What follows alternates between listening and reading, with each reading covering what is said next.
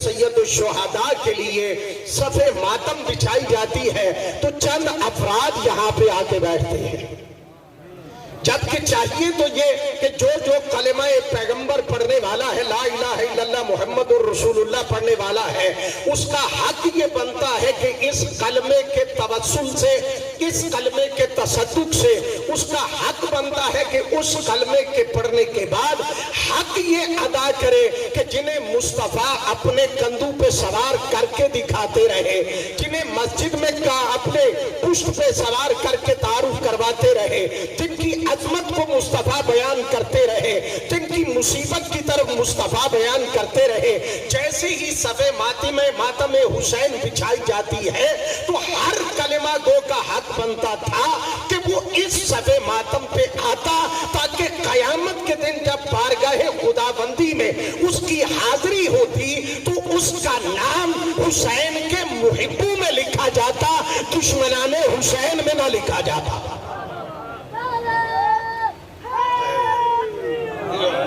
یہ ہر مسلمان کا حق بنتا تھا کہ وہ اس بات کی طرف توجہ کرتا اور اس صف ماتم پہ اس لیے آتا کہ میں نے کل مصطفیٰ صلی اللہ علیہ وآلہ وسلم کو اپنا چہرہ دکھانا ہے، لیکن کیا وجہ ہے کہ ہر کلمہ کو اس مجلس میں نہیں آتا، ہر کلمہ کو اس جلوس میں نہیں آتا، ہر کلمہ کو اس عزاداری میں نہیں آتا؟ تو اس کی ایک وجہ ہے، یہ اللہ کا احسان ہے آپ پر، اور یہ انعام آپ کو اللہ نے جو دیا ہے یہ محمد و آل محمد کے وسیلے سے ملا ہے۔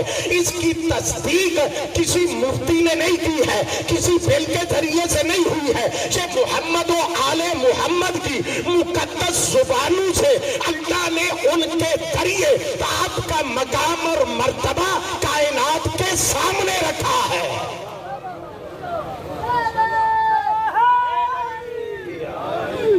یہ اور بات ہے کہ ہم اس بات کی طرف متوجہ نہیں ہو رہے ہیں۔ ماتمی جو ہے اس کا مجلس کے ساتھ کوئی تعلق نہیں ہے، جو مجلس اور نماز والا ہے اس کا ماتمی کے ساتھ کوئی تعلق نہیں ہے، اپنے اپنے دھڑے بنائے ہوئے ہیں، اس لیے کہ ہماری نظر میں حسین بھی نہیں ہے اور حسینیت بھی نہیں ہے۔ اگر حسین و حسینیت ہوتی تو 72 جو وہاں جن کی شہادت کا کم و بیش تذکرہ کرتے ہیں وہ آل رسول کے خاندان سے نہیں تھے، وہ آل محمد کے خاندان سے نہیں تھے، وہ آل محمد کے خاندان سے جڑ گئے تھے۔ آل محمد کی جو افراد وہاں پہ فردیں موجود تھی وہ فقط اور فقط اولاد حضرت ابو طالب تھے، کوئی اور نہیں تھا۔ باقی تمام اصحاب میں سے تھے، ان سے محبت کرنے والے تھے، لیکن انہوں نے محبت حسین اور حسینیت سے کی ہے، محمد اور محمدیت سے کی ہے، دین اور دینداری سے کی ہے۔ یہی وجہ ہے کہ جنہیں 30,000 کا لشکر ختم کرنا چاہتا تھا آج اس کا اختتام ہو چکا ہے۔ وہ 72 کل بھی زندہ تھے، آج بھی زندہ ہے اور قیامت تک زندہ رہے گے۔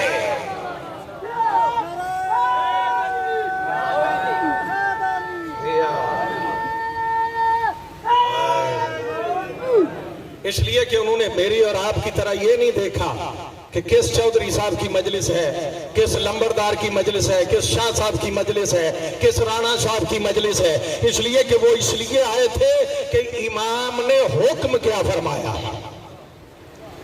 امام کی اگر آواز پہ لبیک کہا جائے تو پھر بیٹھکوں میں بیٹھنا انسان پسند نہ کرے، وہاں پہ بیٹھ کے فضولیات نہ بکتا رہے، بلکہ آ کے مجلس حسین میں آ کے بیٹھے تاکہ کم از کم اس کے جتنے لمحات ہیں وہ عبادت میں شمار ہو۔ یہ اللہ نے حسین ابن علی پہ یہ انعام کیا ہے کہ جتنے لمحات آپ یہاں پہ بیٹھیں گے ایک لمحہ ایسا نہیں ہے کہ جو آپ کا فضولیات میں گنا جائے، ایک ایک لمحہ اللہ کی عبادت قرار دیا جا رہا ہے۔ اور یہ آپ کو اللہ نے شرف دیا ہے میں نے پہلے عرض کیا وقت نہیں ہے اتنا، میں نے آگے پہنچنا ہے اور دور جانا ہے، اسی ورنہ میں آپ کی خدمت میں عرض کرتا یہ آپ کی عظمت ہے۔ آپ کے سامنے اس وقت کوئی بندے نہیں نظر آ رہے، وہاں پہ بندے کھڑے ہیں، تو آپ جو حدیث قصہ پڑھنے والے ہیں اس میں پیغمبر نے قسمیں کھا کھا کے بتایا ہے کہ آپ کی اس وقت اس حالت میں سیکیورٹی عام بندے نہیں کر رہے، اللہ کے ملائکہ آپ کی سیکیورٹی کر رہے ہیں۔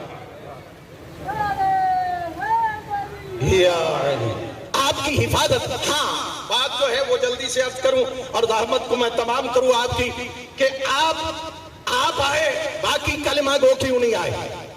اربوں خربوں کی مخلوق کلمہ پڑھنے والی ہے، جہاں پہ آپ کے ارد گرد کتنے گاؤں ہیں، کتنے قصبے ہیں، لیکن آپ چند افراد جہاں پہ کیوں تشریف فرما ہے؟ یہ آپ پہ اللہ کا احسان ہے اور فرمان ہے صادق آل محمد کا، سچے رسول کے سچے جانشینوں میں سے جس کا لقب صادق ہے اس کا فرمان ہے۔ پھر اس سے بڑی اور تصدیق کیا ہونی چاہیے؟ اس سے بڑا آپ کے پاس انعام کیا ہونا چاہیے؟ اس سے بڑی آپ کے پاس گارنٹی کیا ہونی چاہیے؟ وہ معصوم فرماتے ہیں اذا اراد اللہ بعبد خیرا جعل فی قلبہ حب الحسین۔ معصوم فرماتے ہیں ہر بندے کا یہ مقدر نہیں ہے کہ وہ مجلس حسین میں آئے، وہ ذکر حسین میں آئے۔ معصوم فرماتے ہیں کیوں؟ معصوم فرماتے ہیں اذا اراد اللہ، جب اللہ ارادہ کر لیتا ہے۔ بندے کا ارادہ کرنا اور بات ہے، کسی مولانا کا ارادہ کرنا اور بات ہے، کسی مفتی کا ارادہ کرنا اور بات ہے۔ چھٹے امام فرما رہے ہیں اذا اراد اللہ، جب اللہ ارادہ کر لیتا ہے۔ اللہ کے ارادے کا اگر شیعوں کو بھی نہیں پتا تو کائنات میں کسی کو سمجھ نہیں آئے گی۔ میں صرف اس بات کو واضح کرنے کے لیے آپ کی خدمت میں عرض کر رہا ہوں۔ معصوم کیا فرماتے ہیں اذا اراد اللہ، جب اللہ ارادہ کر لیتا ہے۔ یہ ارادہ کرنے والا ہے کون کہ جو بعد میں اپنے ارادے کو بدل لے؟ ایسا نہیں ہے، وہ ایسے ارادے کرنے والے کی طرف متوجہ معصوم فرما رہے ہیں کہ جو کہتا ہے بسم اللہ الرحمن الرحیم انما یرید اللہ لیذھب عنکم الرجس اہل البیت ویطہرکم تطہیرا۔ اللہ کہتا ہے میرا یہ ارادہ ہے کہ میں نے اہل بیت تمہیں اس طرح سے پاک کر دیا ہے جیسے پاک رکھنے کا حق ہے، یعنی نجاست آل محمد کے قریب آ ہی نہیں سکتی۔ اس اللہ کے بارے میں صادق آل محمد فرماتے ہیں اذا اراد اللہ بعبد خیرا، کہ جب اللہ کسی بندے کے بارے میں خیر کا ارادہ کر لیتا ہے۔ کس کا ارادہ ہے؟ اللہ کا۔ پھر یہاں پہ معصوم نے ایک اور لفظ استعمال کی ہے بعبد، بندے کے بارے میں۔ اللہ اپنے رسول کو جو معراج پہ لے کے گیا ہے، رسول کہہ کے نہیں پکارا، نبی کہہ کے نہیں پکارا، محمد کہہ کے نہیں پکارا، وہاں پہ کہا سبحان الذی اسریٰ بعبدہ، پاک ہے وہ ذات جو لے گئی اپنے عبد کو۔ اس کا مطلب یہ ہوا کہ جو بلند ترین مقام اللہ کے نزدیک ہے وہ ہے عبد ہونا۔ امیر المومنین حضرت علی علیہ السلام نے کیا فرمایا ہے کہ میرا اس بات پہ فخر ہے کہ میں مصطفیٰ کا خلیفہ ہوں، میرا اس بات پہ فخر ہے کہ میں نبی کا نائب ہوں۔ کیا فرمایا کہ انا عبد من عبید محمد، میں محمد کے غلاموں میں سے ایک غلام ہوں۔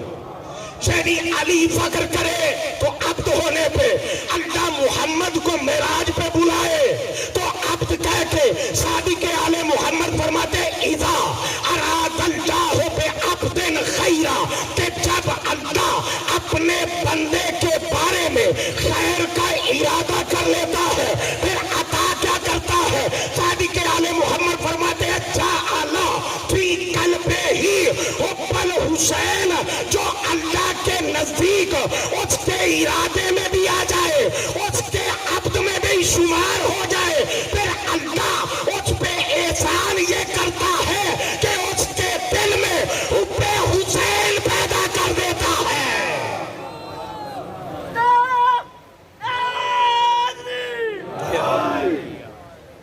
یہ آپ کا عزاداری رہی ہے سید الشہداء میں آنا، یہ خالق کائنات کے بندوں میں شمار ہو رہے ہیں آپ۔ لیکن اگر میں نے پہلے جملہ کہا کہ بیٹھکوں میں بیٹھ کے کسی اور جگہ پہ آپ اپنی سیوا کرواتے پھریں تو وہ بندوں والا کام نہیں ہے۔ بندے کا کام یہ ہے کہ وہ بندگی کرتا ہوا نظر آئے۔ اتنا وقت نہیں ہے، صرف 2 جملے آپ کی خدمت میں عرض کر کے زحمت کو تمام کر دیتا ہوں۔ اللہ نے جس حسین ابن علی کو اتنی عظمت عطا کی ہے، اس حسین کے اس ذات نے امتحان اس سے کہیں بڑے لیے ہیں۔ جناب سیدہ سلام اللہ علیہ ایک دن پیغمبر گرامی اپنے حجرے میں تشریف فرما تھے۔ جناب زہرا اپنے حجرے سے نکلی اور چل کے اپنے بابا کے سامنے آ کے بی بی بیٹھ گئی، اور صرف بیٹھی نہیں، عزاداران سید الشہداء بی بی سید پیغمبر گرامی سید الانبیاء کے سامنے آ کے جناب سیدہ نے رونا شروع کر دیا۔ جب بی بی روئی ہے نا، پیغمبر دیکھ کے فرماتے ہیں زہرا بیٹی تجھے کس نے رلایا ہے؟ عزادارو جو جملے میں نے کتاب میں پڑھے، علامہ لکھتے ہیں کہ یہ جملے پیغمبر نے فرمائے، جناب سیدہ سے ضبط نہیں ہوا، صبر نہیں ہوا، بی بی اور بلند آواز سے گریہ کرنا شروع ہو گئی۔ پیغمبر دیکھ کے فرماتے ہیں زہرا تجھے تیرے پاپا کی زندگی میں کس شے نے رلایا؟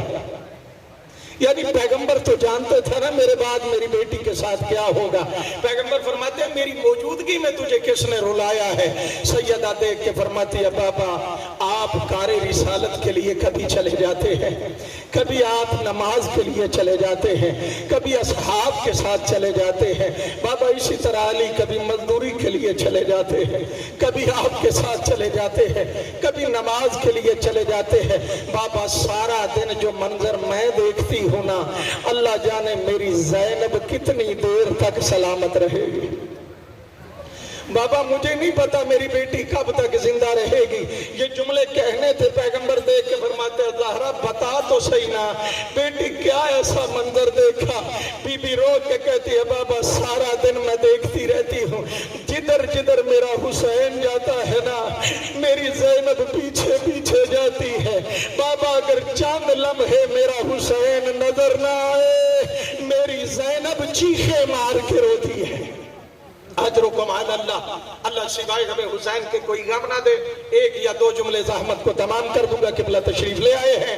عزادارو آپ خود اندازہ کرو، جو بی بی زینب اپنے ویر کو بچپنے میں چند لمحے برداشت نہیں کر سکتی تھی، اس حسین نے کیسے برداشت کیا ہوگا جب شمر کا خنجر چل رہا تھا اور زہرا کی بیٹی کھڑی دیکھ رہی تھی۔ عزادارو ایک جملہ صرف عبادت کی خاطر اس حوالے سے عرض کروں گا اور 1 جملہ اور زحمت تمام کر دوں گا۔ میں نے اسی محرم میں کتابیں پڑھ رہا تھا مصائب مقتل کے حوالے سے، وہاں پہ 2-3 مقتل لکھنے والوں نے یہ جملے لکھے۔ انہوں نے کہا جب سارے مارے گئے ہیں بطول کا بیٹا بھی مارا گیا۔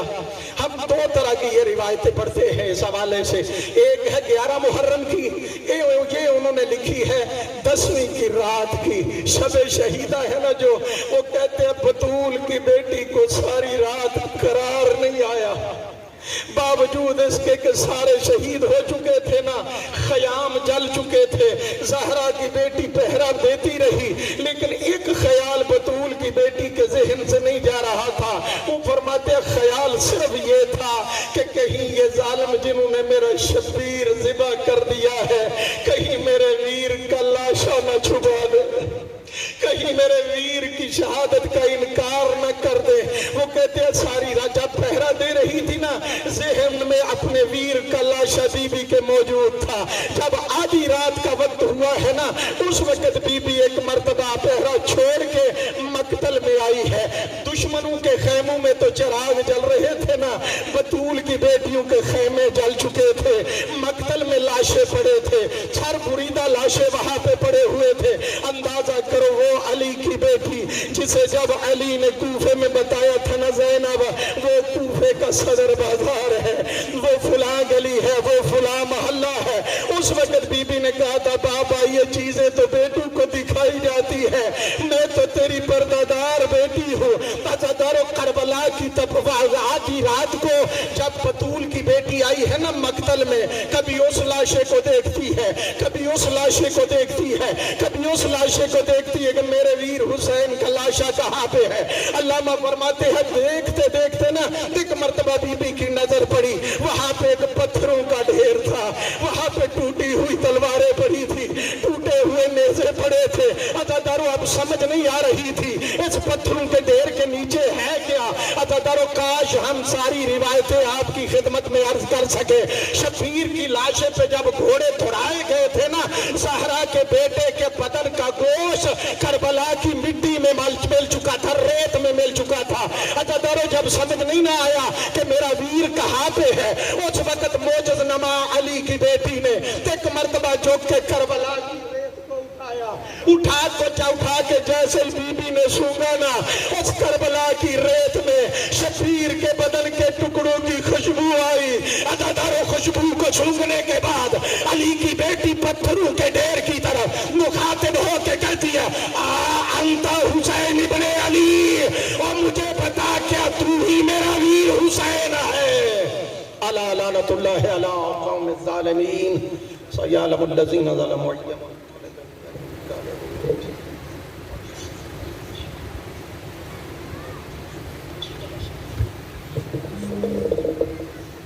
اعلان گورنر سن رہے ہیں، پرسوں 28 محرم بال کا